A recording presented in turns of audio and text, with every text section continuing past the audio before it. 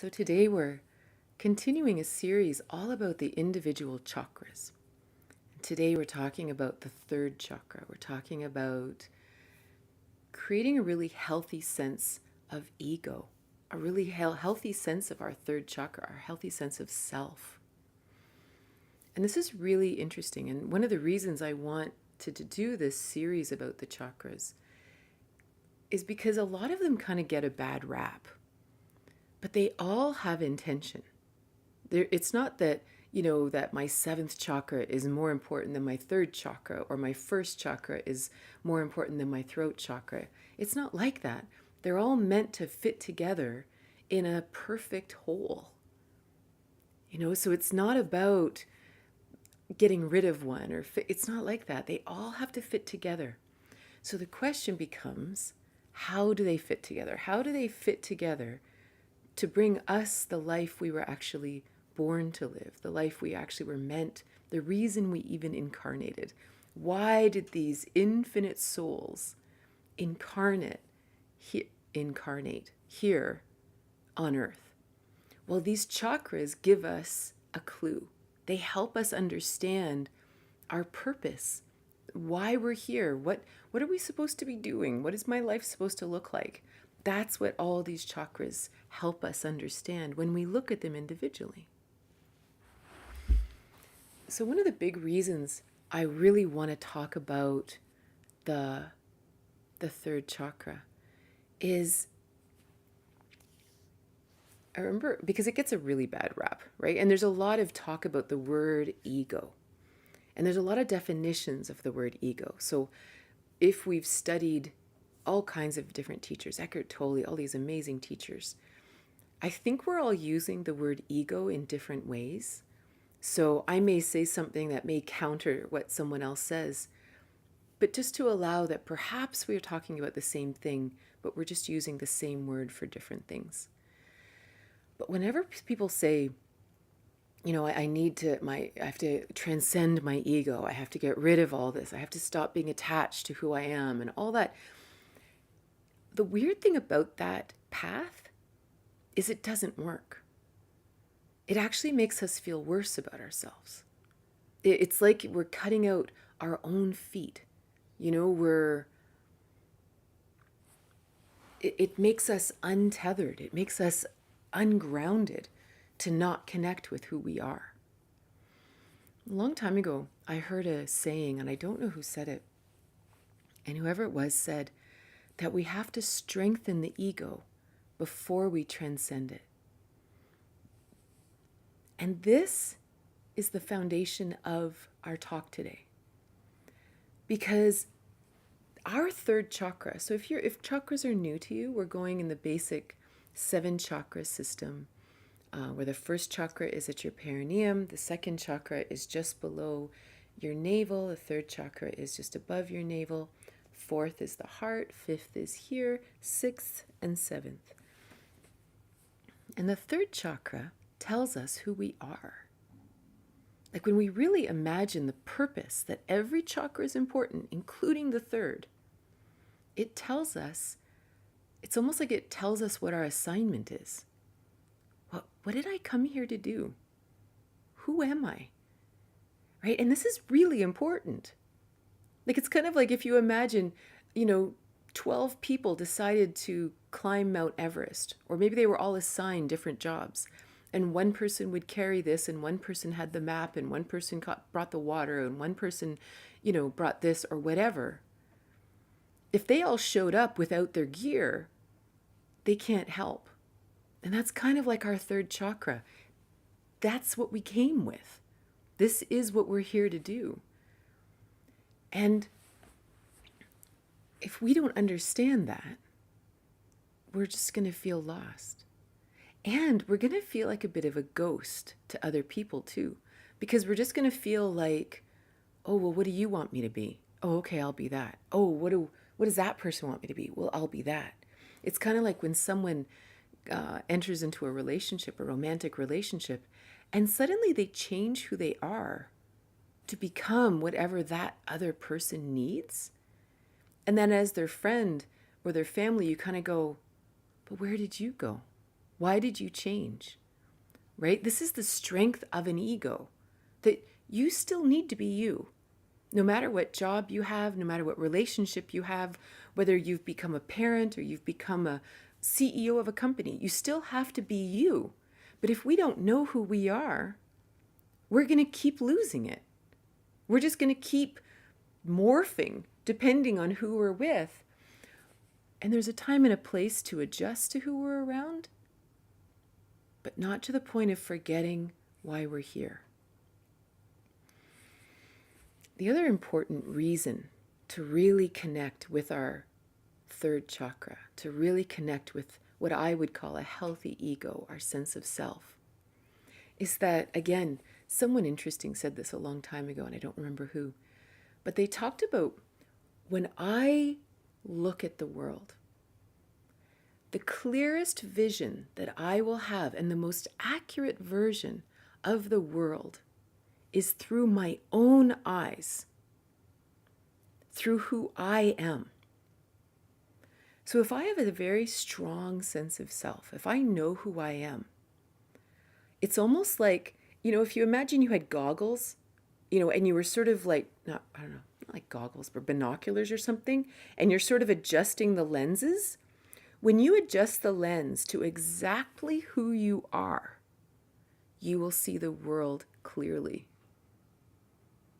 But if we have any lenses on our eyes that are based on our parents, based on society, based on the church, based on the school, based on Hollywood, based on the advertising, anything like that, if we have anything like that over our eyes, we don't see things clearly. We actually see things differently. But when I can really fine-tune who I am, I'll see things exactly as they are. And you will see things exactly as they are. But in no way do I want you to see things like me, because we're not supposed to. We're supposed to see things exactly from our vantage point. That's what makes life interesting. That's why we gather all together here, because we're all so incredibly interesting and different and unique. If every single one of us fully embraces who we are and then we gather, think of the power. Think of the amazing symbiosis and the amazing marrying of talents, and think of how amazingly interesting that is. We become the rainbow, we become the kaleidoscope, we become all of that interesting thing. But we have to start with really knowing who we really are. Not who we're supposed to be, not who, I was just about to say, not who our ego wants us to be. So it's funny, right? That's another use of the word ego. But how, our brain wants us to be, how we want other people to see us. We have all these other things. It's almost like we superimpose a version of ourselves onto our third chakra and work so hard to try to make it stick. But it won't stick. It's like we can tape it on there and glue it on there and try for all we're worth. And eventually we break down. Right? Emotionally, mentally, spiritually, physically, we break down because it's not us. It's funny. Last night in yoga class, we were talking about breath of fire, because in Kundalini yoga, we do a lot of breath of fire. Well, breath of fire is this rapid inhalation, exhalation of the third chakra, right? Of the navel point. Well, of course, most of us, especially for people like me, who are people pleasers and uber concerned about the opinions of others. I'm better now, but holy mackerel, it's been quite a 50 years. We don't like breath of fire. Because it's stimulating. It's almost like if you imagine my healthy third chakra inside, and then all the layers of gunk I've laid on it that are judgment and all these things and all the things I should be, breath of fire kind of rattles that cage, right? It says, no, no, no, no. If we're going to do this breath, we're going to get rid of all that isn't you. all that stuff that you've just glued on and taped on over the years, we're going to get rid of all that. And it's interesting when you think of how many yoga practices, how many yoga traditions use some kind of breath of fire, bastrika, all these like powerful breath, because it's almost like you have to just be you. You have to just be you. Let that, and eventually you go and go, and eventually stuff goes, oh, fine, forget it. I won't stick any longer. Right? So it's interesting how many spiritual practices say we can't go anywhere as long as you're carrying all these weird ideas of who you are, or who you should be, or who you wish you were, And it's always interesting, too, when we really embrace who we are. And I mean, according to the world, we have all these crazy words for people who authentically shine. We call them quirky and weird and strange and different. Imagine, like we've actually created an insult that says, well, they're a little different, aren't they? Different. Every single person here is different. That's the point. We didn't come here to be identical automatons. We're supposed to be different. So I think it's kind of hilarious that there's this entire range of insults simply are founded in the idea that we're different from each other. We kind of have to look at that inside of us, that we might have internalized a fear of being different, which doesn't make any sense, right? That's like the fear of having a nose. It's like, of course I have a nose. Of course I'm different, right? And the last thing I want to mention before we really dive into the third chakra and the ego is I want us to think about what the word transcending means. This idea of transcending the ego is a huge thing in spiritual paths, right? To transcend the ego. What does that mean? When you transcend something, we don't delete it. We move beyond it. We begin with it. And then we expand beyond it. Transcending, you don't transcend something by deleting the foundation. You have to have a strong foundation to take the next step, to understand that we can expand beyond our definition of self. But we have to start with definition of self. Right? We can't transcend nothing. Transcend means, right, expanding beyond. But that doesn't make the ego bad. It doesn't make the third chakra unhealthy. It's something that we want to have a strong center from.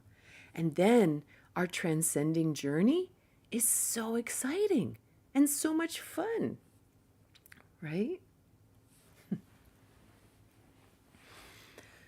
So the first step to really strengthening the ego. So we're just going to take this journey of strengthening the ego, and then we're going to take it all the way to transcending it.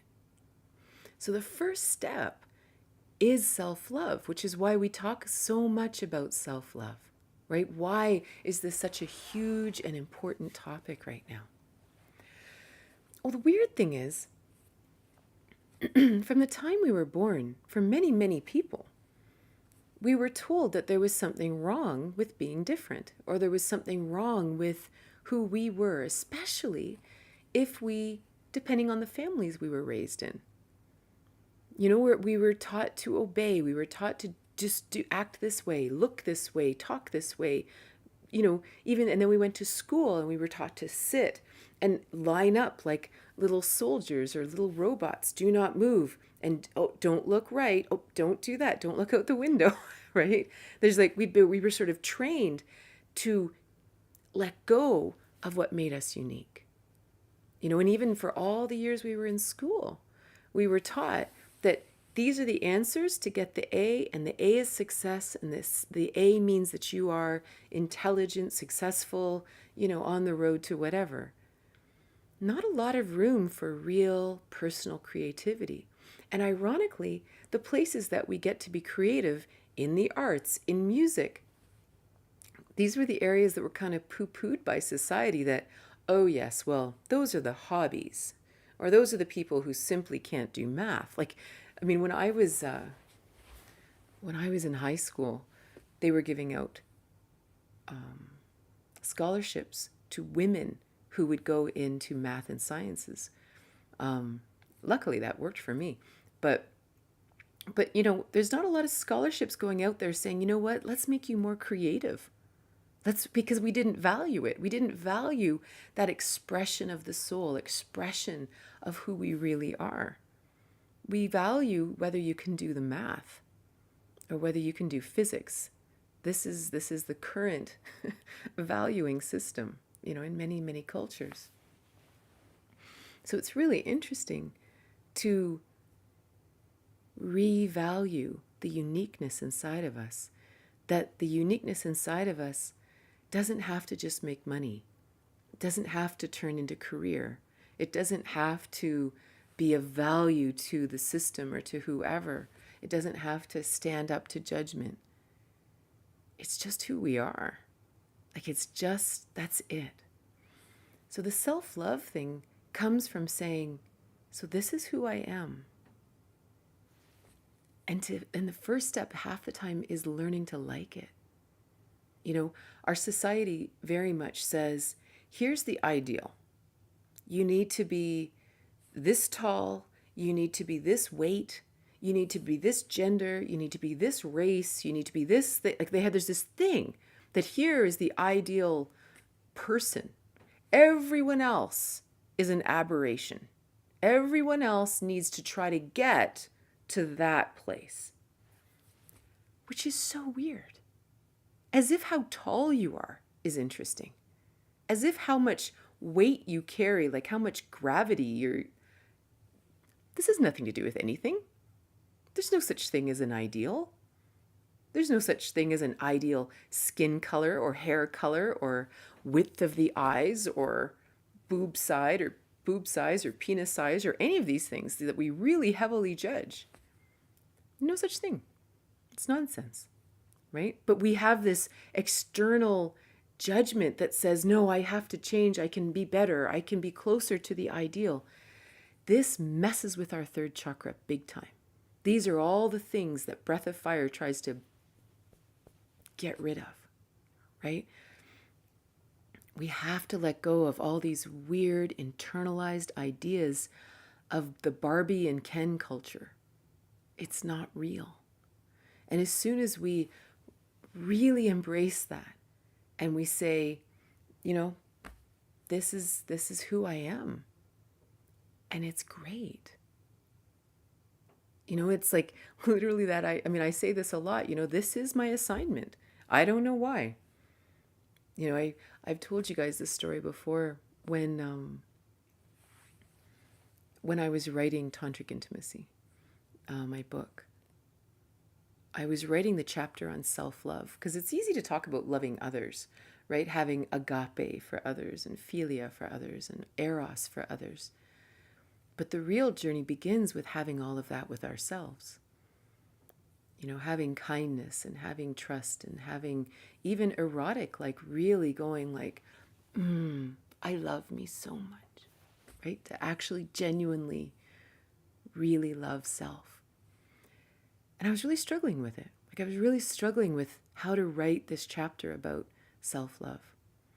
And I was sitting in my favorite Starbucks place in Toronto, downtown Toronto, at the corner of Yonge and Wellesley for any Torontonians out there.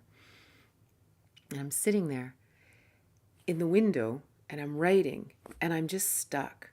And it's amazing how the universe just literally provides. I ask the question, how can I possibly write a chapter about self-love? And then I look outside and this man who was probably a paraplegic at least, because he had a little bit of upper body motion, but he was in this motorized wheelchair and his legs were atrophied and most of his upper body was atrophied. And he was kind of just zinging around with a, you know, little joystick controlling the wheelchair. and he's sort of dodging all the people, and he's, going over I think there was actually snow on the ground, so he was dodging the little snow banks and stuff.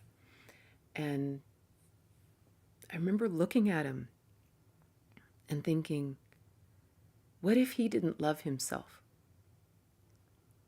What if he didn't love his assignment? What if he didn't love his experience here? What if he spent every second of his day wishing he could walk? What if he spent every second of his day thinking there was something wrong with him, that he didn't have anything to offer the world? And here is this incredible soul, like this incredible infinite soul. Imagine if he didn't shine because he was disabled physically. And it really, really struck me the importance of not focusing on any of that.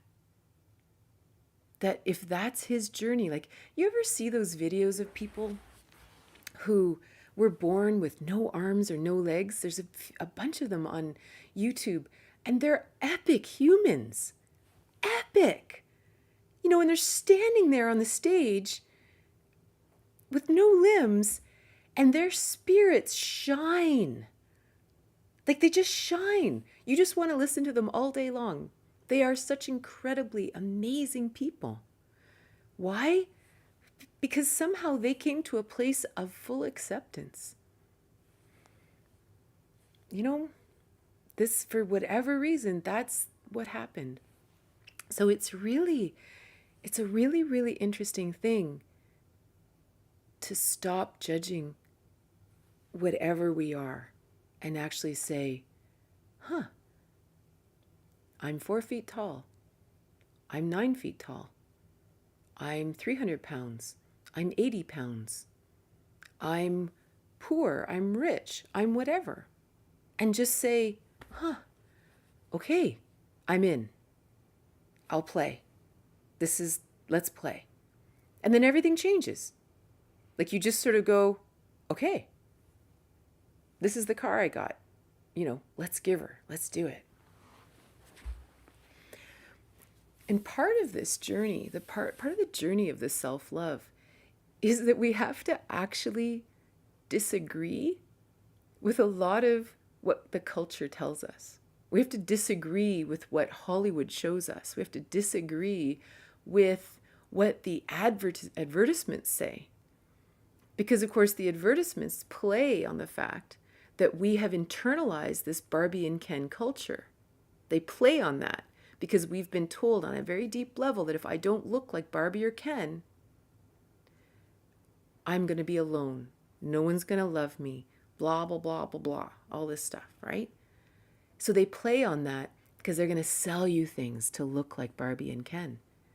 And you sit there, and once you kind of snap out of the spell that has on you, you sort of go, why would I want to look like Barbie or Ken? Like, it's like but this is like, we are inundated with this vision in Hollywood and everything. Like, it's just and our minds are so neuroplastic. If we watch this enough, we will think that. Like, years ago, I used to teach belly dancing. I've had many lifetimes, and it was awesome. And it was great because we had a troupe, and we would go out, and I was in my early 40s, and we were all full-figured women. We were all kind of, juicy and hourglassy and all kinds of stuff, right? And we were all just sort of 40, 50. I think there was actually some grannies in there too, right? So they were late. Yeah, they were late. They were in their 70s, which was hilarious because a bunch of them all got their belly buttons pierced before one of our big shows, like the grannies. It was awesome. Anyway, so we would go out belly dancing, and we had so much fun. And none of us were tight bodies, right? None of us. And we had so much fun. It was so awesome. And I used to go to this belly dancing conference in Toronto every year. And it was really interesting because the people I was here in Goderich, right? So we're like 3 hours from Toronto. So There weren't any wonderful Arab restaurants that you could belly dance in or anything like that. This was just us out in the country being silly.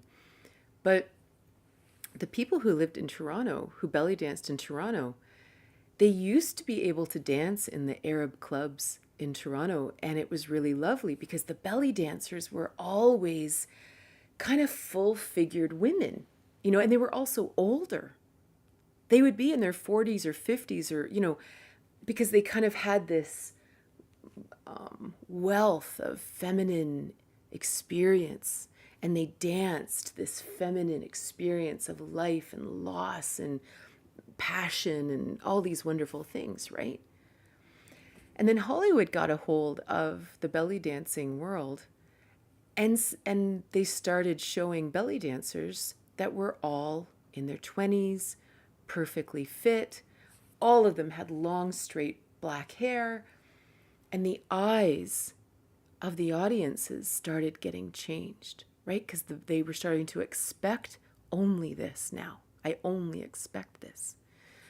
So no longer could people like me belly dance in an Arab club. I've never done that. I think it's kind of cool. I don't know if I'd have the nerve to do it, but we couldn't do it because that's not what the eyes wanted anymore. So it's really important for us to look within and really undo the training that Hollywood has done to say this is the only thing that's beautiful, because it isn't true. It's yeah.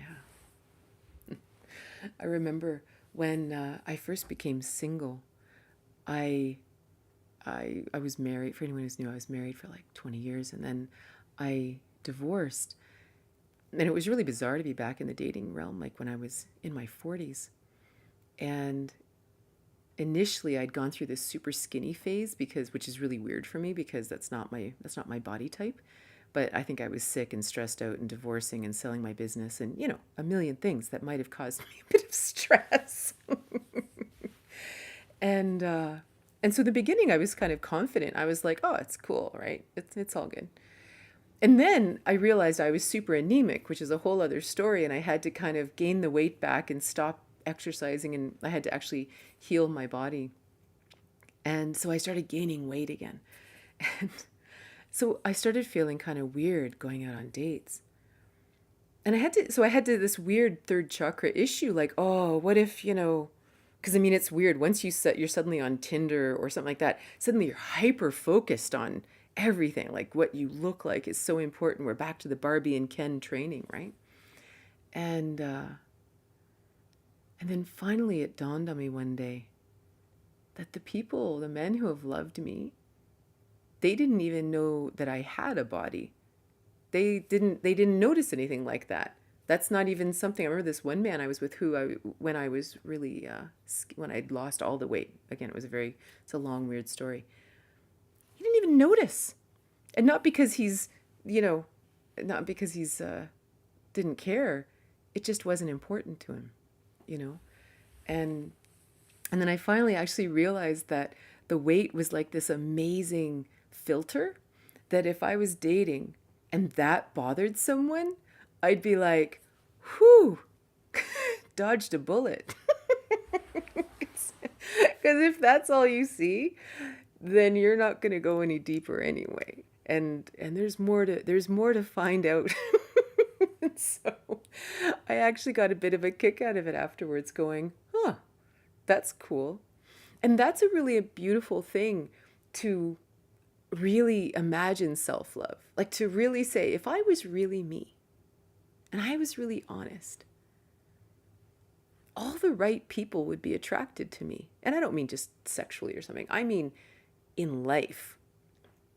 I mean, you join a painting group, and when you are authentically you, the right people kind of suddenly are sitting beside you and you're having conversation because you're having a real conversation from your soul. And I don't mean, it doesn't have to be deep, but you're being authentic. And we can smell authenticity a mile away. When someone's really being genuine, you're like, how you doing? You want to be friends? Because, I kind of like what you're saying. So then suddenly amazing people get attracted to you. And it's so much more fun. So how do we do it? How do we even figure out who we are? What is my definition of self? What is my healthy ego? What does that even mean? Well, the funny thing about an ego, or my third chakra, maybe we'll call it third chakra, that's safer, is it begins with, and again, this is really kind of, I know it's been sort of done to death, but it really is, what's easy for me?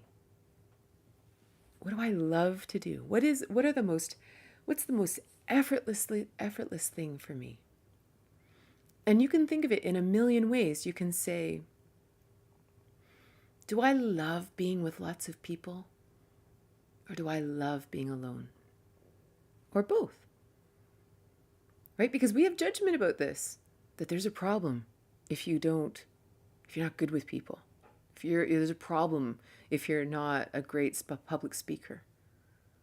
Why? It's okay to be quiet. It's okay to be an introvert. It's brilliant. In fact, it's all amazing. Right? Again, we have to be really, really interested in what we've been taught, And it's funny, the first, in that book, Tantric Intimacy, I share all the training that people were taught, that people shared with me over the years through my Tantra course online, and saying, what are the things you were told were right or wrong? What were the things you were told? What were the foundational constructs that you were taught as a child? And things like, money doesn't grow on trees. You always have to work hard. The man is the head of the household. Children are to be seen and not heard. Don't stand out. All these things. And one thing we're not taught is whatever's easy for you is what you're supposed to be doing. This striving thing, always building our skill set, always needing to be everything. It's like it waters down our third chakra. What if, for me, I'm really good at math. Like that, for some reason, my brain was designed to just put things, it's just into boxes and stuff. Like my brain enjoys that kind of gymnastics. But I couldn't draw to save my soul. I mean, and I consider these equal gifts. I don't think being able to do the math is very interesting. It's just an ability. It's not a sign of anything. It's just one ability of many. But if we think we have to be able to do everything, that we have to be able to do the math and the science and the art and the gym and, I don't know, the decorating and the hosting and the public speaking and the this and the that, we will spend our whole life trying to be everything, and we have no idea who we are. We aren't even doing us. And it's just a waste of time. So it's sort of fascinating to really ask ourselves, what is easy for you? What do you love? What does your ideal day look like? It's also interesting to ask ourselves, what do you prefer and why? So for example, if I was to ask you, do you like to be in charge? You might say, yes, I always like to be in charge. The secondary question to that is, do you really always like to be in charge? Or has your life sort of gone a certain way that you don't trust anybody for good reason? So you just always are in charge because it's just easier to get it done myself. It's easier if I'm just in charge. But I kind of wish I didn't have to be in charge. Right? That's the question. What's the preference inside? Do you actually like being in charge? or not? Do you really like being around people or not? Do you really like hiking in the woods, or would you rather be reading a book? Or both. I mean, obviously, there's a million and statements here. But it's so interesting, the weird, sometimes we've adapted to having to be in charge all the time. Like for me, I love being in charge when the time is right or whatever. Like I'm good at that. I'm good at organizing people and I like it because I like people. But man, if someone rises who's an amazing leader, oh, how I love taking a back seat. I love just relaxing and following. That's my favorite. It's not always the case, but it's also good. Maybe you love movement. Maybe you love music. Maybe you love sunshine. Maybe you love the cold. My kids love the cold. I think I should be living in Costa Rica personally. My kids think they should be living in the Arctic. We are incredibly different people. And the other piece is this whole thing about following bliss. And it kind of comes with the ease, the preference, and all that. But following bliss isn't following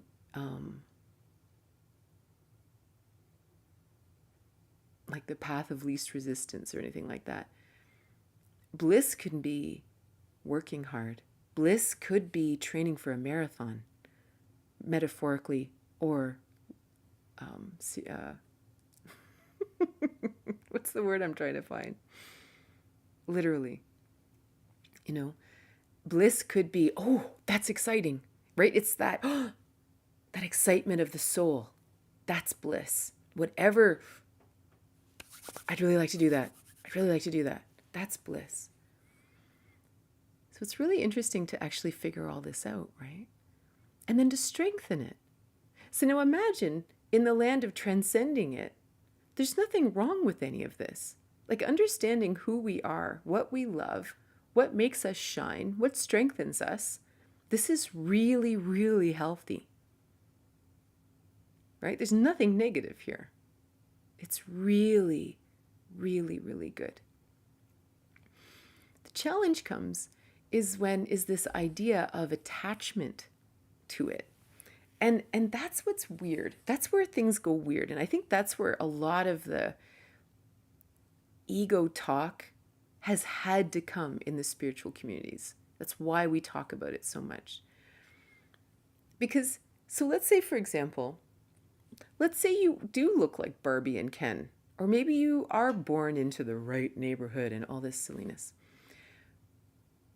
And then you have pride about it. And you kind of look down on others because they don't have it, or whatever. This is nonsense. This is like being proud of the car that you borrowed from your dad. This is nonsense. It's like, we didn't make this. Like, I only look like this because of, I don't know. That's just who I was made to look like. It's not because of me. There's nothing like, it's, for someone to say, wow, you're really something. It's like, well, it's just how it came out of the box. Like, it's not interesting. It's just, oh, cool. But it's not interesting. It's just, so that's where it gets weird when we have pride around our fitness ability or something. And it's like, some people are born warriors. They are just born to run and be physical and athletic. And other people are born to be philosophers and monks, and they're not the same people. They're designed completely differently. Having pride in one or the other is nonsense. For someone who even is strictly philosophical and doesn't do all this stuff, and to say, those people out there always, running and doing weird things, caring about their body. It's like, no, just love what you love. Just love your path. And then the coolest thing too is when we really love our own path, when we really love our own third chakra, we really love it when other people love theirs. We really celebrate how different we all are. We celebrate So there's no pride, there's no attachment, I don't think that I'm more interesting because I'm designed this way. It's just a design. It's not, I really hope you're nothing like me. And then we can hang out and see different aspects about things. So the pride in it is very strange. And the attachment to it is very strange.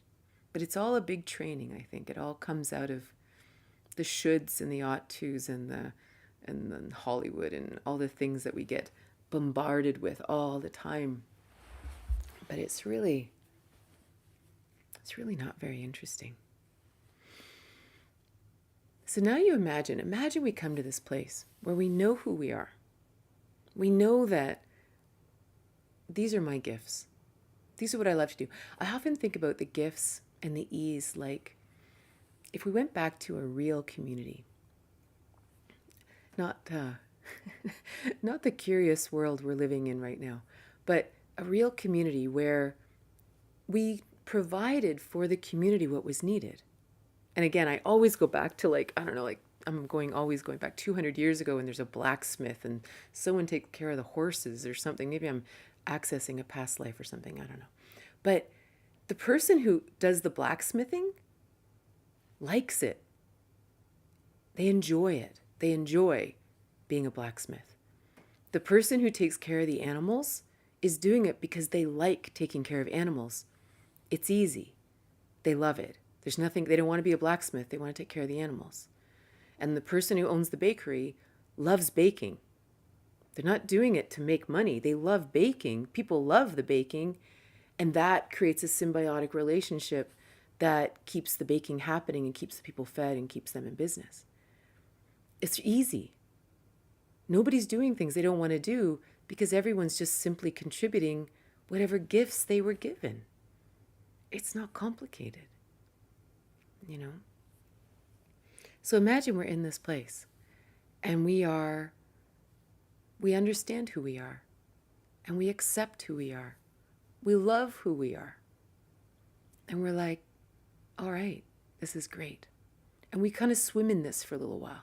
We kind of swim in this happy third chakra space, my happy ego space. This is that place where we start to feel good about ourselves and we're like, no, I'm good. And you imagine even the story of the guys that have no limbs, or the guy in the wheelchair who I'm eternally grateful for. That moment where they finally come to this place and they go, all right, here's what I love to do. Turns out I like to public speak. Interesting. And now they begin to build from the third chakra. Now they transcend it, not making it disappear, but they expand beyond it. Now they bring that self out into the world in an epic way. That changes everything. Right? This is the beginning of actually living. This is the beginning of actually playing with this creation and seeing what it can do. You know, I think of it like, imagine you're young and you are given a car. And at first, maybe you don't like the car because all your friends have orange cars and this car is black or something, and you wish you had the orange car. And so you don't like it. So the beginning part is I don't like it. I don't like the car. I don't like it. So you sort of push the car away. I'm not even going to bother. So you don't get to even go anywhere because you're not driving anywhere because I don't even like the car. And then one day you go, okay, it's kind of cool that you gave me a car, but I'm a little afraid to drive it. Like, what if I can't do it? What if I suck? What if it's no good? What if I crash it? You know, okay, forget it. I'm not going to do it for a little while. And then eventually you build up the courage and you come forward and you go, okay, all right, I'll learn how to drive. So you spend a bit of time learning how to drive the car, And then all of a sudden that moment comes where driving the car is effortless. That's the point where we transcend the learning about the car, arguing whether we have the car, all these things, and we go on a road trip. Or we do donuts in a parking lot. Or we get all of our friends together and we go for a ride. You know, that's the point. Is that person thinking about the car? Are they thinking about driving the car? No. They're living. Now that it's a part of them. And I think that's the whole thing. The ego has to be inside. You know, the car still matters because that's what takes them on the road trip. But we go beyond it now. I'm not thinking about how to clutch. I'm not thinking about that. I'm just thinking about where I'm going to go next. That's, I think, that strengthening the ego in order to transcend it. And then life becomes really fun, and we really understand how the third chakra fits into the whole. When does the ego become an encumbrance? How do we use our ego without being selfish?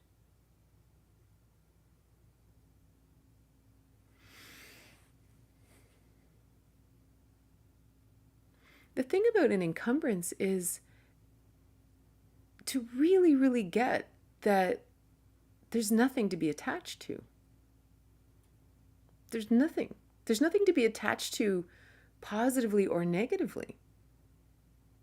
Like, for me to say, I'm so thankful I am the way I am, is just as silly to say, I'm so pissed off about who I am. We just are who we are.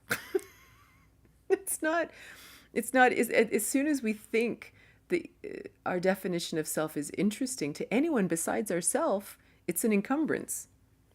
You know? Yeah. How do we use the ego without being selfish?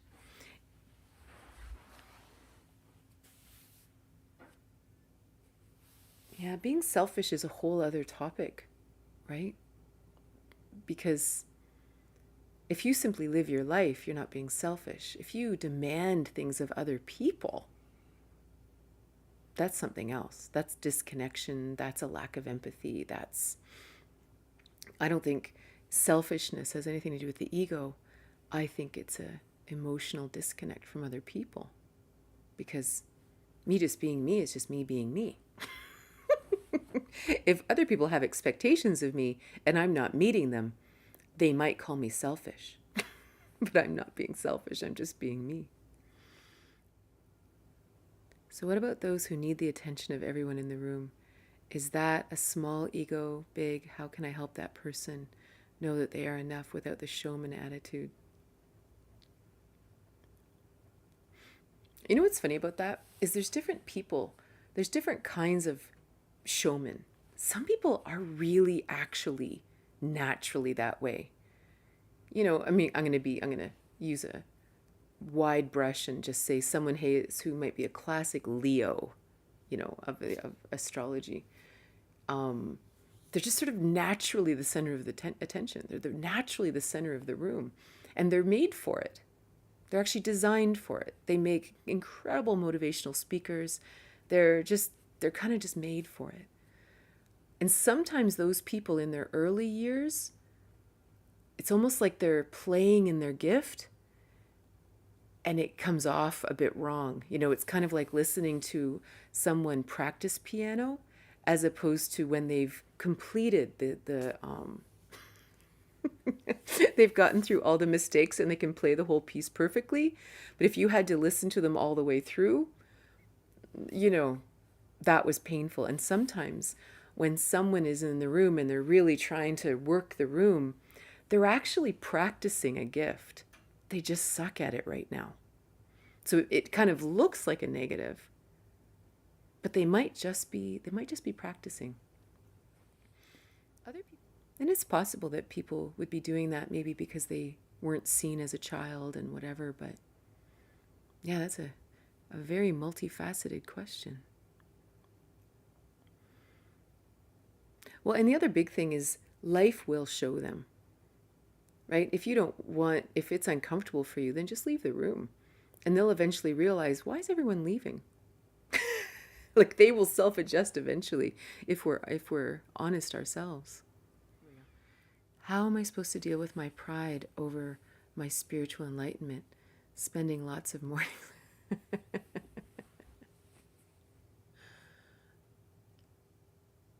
You know, the funny thing about spiritual enlightenment and pride is that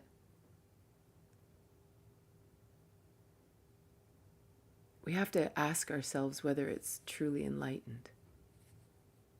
Because real enlightenment is loving and kind.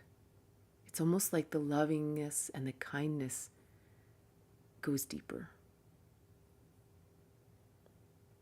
It's like, and it's not all or nothing. It's like there's aspects of ourselves that have expanded. But if we're still being divisive, you know, that look how enlightened I am, and look how small and silly you are. It's not enlightened. Like, we have to be careful, right? That's a sign that says, oh, hold on, there's something else in there. There's something that's not loving, right? It's not, and if you're not loving, then we have to look deeper. On Insight Timer here, there's all kinds of the talks on the levels of consciousness. And for example, there's a talk about neutrality. Neutrality and willingness, and then another one on acceptance. And it's really interesting when you look in those that it's really hard to have pride and judgment when you're actually in a neutral or an accepting space. So I know for me, I can get super self-righteous, like really self-righteous. And every time it happens, I always sort of look at it and go, all right, Katrina, back up this cart a little. You've headed down the wrong road, and whatever. Like, you know, I had to do it. I had to chew it up. I had to, who knows, maybe I'm sorting out some kind of old karma or something, right? I don't judge it. It's just whatever happened. But as soon as spiritual development becomes a pride thing, then it's very important to back up a little and go, something else has popped into the soup. Not that kind of soup. You know what I mean? Is there an alternative meditation that does the same thing as breath of fire? I also don't like it. It makes me feel like I'm having a panic attack. Then I would just do long, deep breathing until it heals your nervous system so that you can do it. Like, you know what I mean? Like, there's other beautiful things that we can do. On my YouTube channel, there's a meditation for anxiety that would be really lovely to do regularly until, you know, your nerves are really healed, that it's okay. Wisdom about Tantra and the third chakra when someone doesn't have a partner. The journey of Tantra is primarily this exact thing we're talking about. It's that really connecting with self, bringing our infinite self into our physical self. And then when we do that, like on Monday, I think, yesterday, in our Radiant Sutras talk, which is a series of talks, Tantra talks, we talked about the idea of our beloved being the universe, being God, whatever you understand that. But that, and this is the tantric experience, is me in the world, me and all of you guys, me and, you know, whatever I'm going to eat next. This is the tantric experience, right? So the third chakra in that is literally, this tells me how I will share, because it will bring me joy and it's easy and it'll connect with others and all that. The connection to it, whether we have a specific intimate romantic partner, is a very small part of the tantric journey. It's just a place we apply that expansiveness. If we can do it with the rest of the world, wow, can we ever do it with a partner? But we have to do it with self first. Like we have to really love ourselves. Like if I want to even be with a partner and have a tantric experience, it means that I am wholly open and I am like, this is me. What do you think? Like, if you want to run for the hills, awesome. If you don't, come on in. But my guards are down. You get to see everything. So I have to have a strong third chakra, right? I have to not only be okay with who I am, I have to love who I am. And then when I show myself to you, my emotional self, my physical self, my spiritual self, I'm inviting you to love it too. And when you show me your true self, your unique, amazing soul, I get to love that too. And it isn't about, oh, I wish you weren't so different. It was like, wait, there's no question of difference. It's just, oh, look at you. How fun is this? We get to play. So it's so important to have this strong so that we can even be open and loving and flowing. And then again, when you come to this transcending the third chakra thing, you come to that place, you open yourself with another, and then you transcend the bodies. You transcend this, and that's when the magic happens. If you're caught up in, oh, I don't really like this about myself or all these kind of things, then,